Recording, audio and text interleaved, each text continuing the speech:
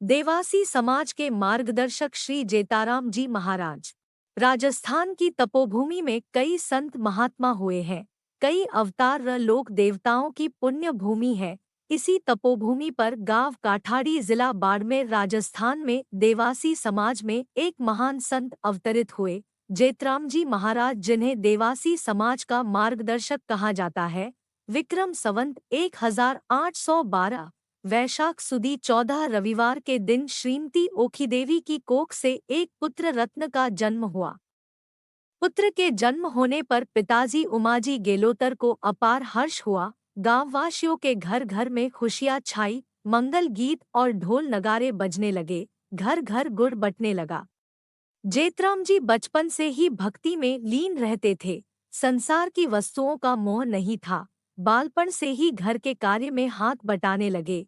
किशोर अवस्था में बालोतरा में मालियों की बाड़ी की रखवाली करते थे। उसके बदले में जो धान मिलता था उसे रोजाना कबूतरों को चुगा देते थे। भक्ति में लीन रहते। एक बार सिंधरी जाते समय कालूड़ी गांव के पास आए तो उन्हें प्यास लगी। पानी पीने के लिए गांव के पिचके पर पानी पीने गए तो गांव वालों ने उन्हें पानी पिलाने से मना कर दिया, तो उन्हें मन में बहुत दुख हुआ। इससे नाराज होकर जेताराम जी ने श्राप दे दिया कि पिचके का पानी खारा हो जाएगा। वहां से आगे चलकर गांव भूखा वेरी पर जाकर बावड़ी खोदकर पानी पिया। कुछ दिनों बाद आप सिंधरी आ गए। वहां पर मोताजी माजन के वहां हाली रहकर गाय चराने लगे। साथ में परमात्मा की माला फेरते हुए भक्ति करते रहे। इस उपरांत दोनाजी देवासी की बेटी अग्रीदेवी से आपकी सगाई हुई। परंपरा के अनुसार जेताराम जी दोनाजी के यहाँ पर घर जवाई आ गए। वहां आकर आप भेड़ बकरियां और ऊंट चराने लगे। लेकिन भक्ति में लीन रहने वाले जेताराम जी दिन में भी पेड़ों के नीचे समाधि लगाकर शिवजी का ध्यान करते थे और साथ में नाड़ी निम्बली की खुदाई भी करते थे। एक दिन यह बात उनकी सासुजी को गांव वालों के द्वारा मालूम हुई तो उनकी सासुजी ने जेतराम जी के ससुरजी को जंगल में देखने के लिए पीछे भेजा तो जेतराम जी जाल की पेड़ के नीचे ध्यान में बैठे थे। जेतराम जी को ध्यान मग्न देखकर उनके ससुरजी ने भाते टिफिन से रोटी निकालकर उसकी जगह पर गोबर का उबला साना रख दिया और पानी पीने की दिवड़ी खाली करके रख दी। जब जेतराम जी ध्यान से उठे और रोटी के बारे में पूछा तो उनके ससुरजी ने भूख पानी का बहाना बनाया, लेकिन जेतराम जी को पूरा मामला समझ में आ गया।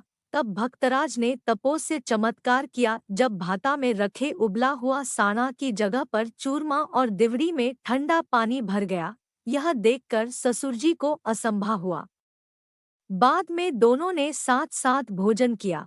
इतने में एक नार ने आकर भेड़ बकरियों की टोली एवड़ में से एक बकरी को मार दिया। ससुरजी बहुत क्रोधित हुए और जेतराम जी को भला बुरा कहने लगे। तब भक्तराज उठे और बकरी के ऊपर हाथ फेरा, बकरी उठकर चलने लगी। यह चमत्कार देखकर ससुरजी को अपनी गलती पर एहसास हुआ और भक्तराज से माफी मांगी। उसी घड़ी एवड़ को छोड़कर घर आकर गवरी देवी को चुंडी ओढ़ाकर बहन बनाई और आप तपस्या करने चले गए।